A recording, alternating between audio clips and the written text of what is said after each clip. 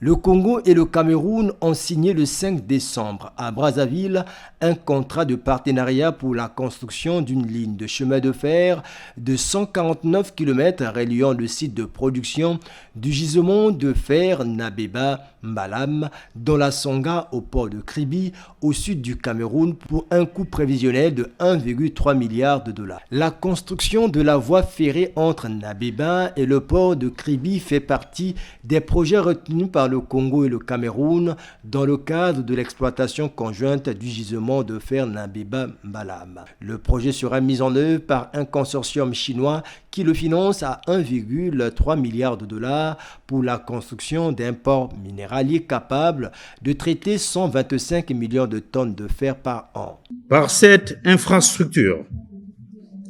les républiques du Congo et du Cameroun ont décidé d'unir leur destin commun à travers la réalisation du plus grand projet minier transfrontalier d'Afrique centrale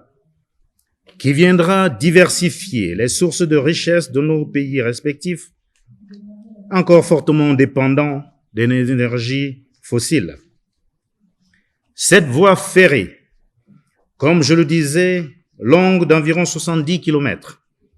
qui va relier les zones de Nabeba, Avima et Badondo au nord de la République du Congo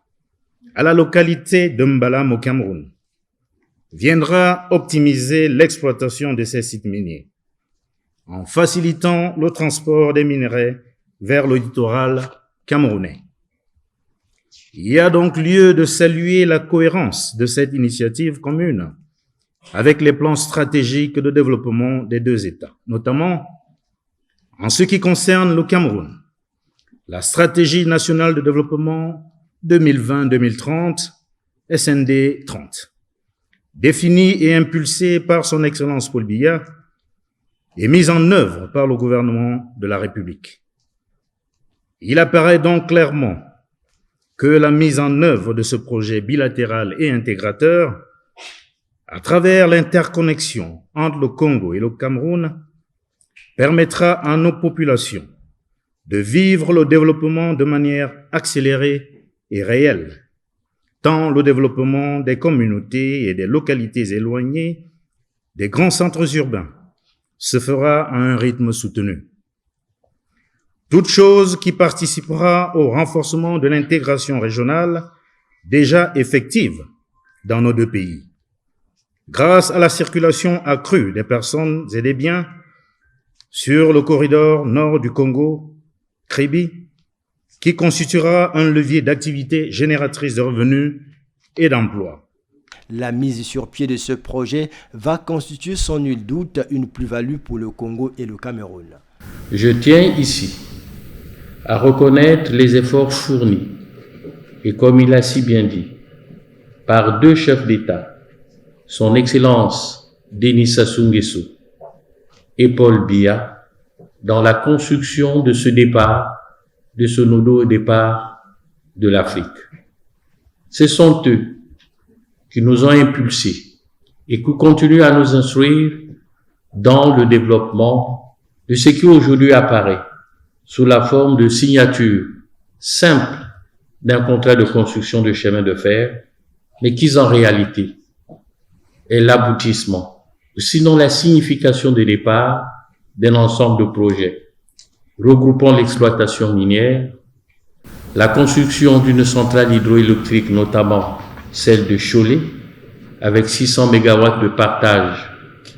de 300 pour chaque État, la construction de la sidérurgie, certainement pour mieux mouler nos mines, et principalement d'un État, et notamment l'État chinois, avec son président, qui, pour faire de telle sorte que ce sous-développement soit désormais une réalité à regarder dans un rétroviseur, a pu consentir par sa volonté à stimuler les bailleurs de fonds à venir investir chez nous sous un modèle qui a été indiqué, le BOT.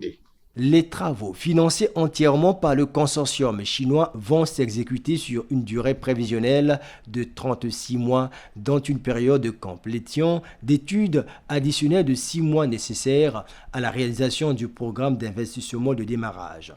Le projet va générer plus de 23 milliards de dollars de revenus fiscaux directs et plus de 20 000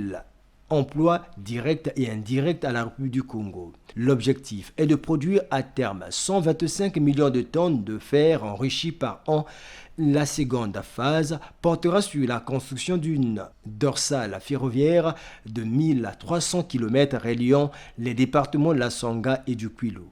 Par ce projet, le Congo et le Cameroun deviendront la 5e puissance productrice de fer de la planète. Le fer à produire sera transformé en partie localement afin de favoriser la chute des prix du fer à béton sur le marché national et promouvoir l'éclosion de l'industrie immobilière. Le ministre d'État, ministre de l'Industrie minière et de la Géologie, Pierre Oba, le ministre congolais des Transports, Honoré Saï, et son homologue du Cameroun, Bibé Ngale, ont salué la mise en œuvre de ce projet qui renforce la coopération bilatérale entre les deux pays.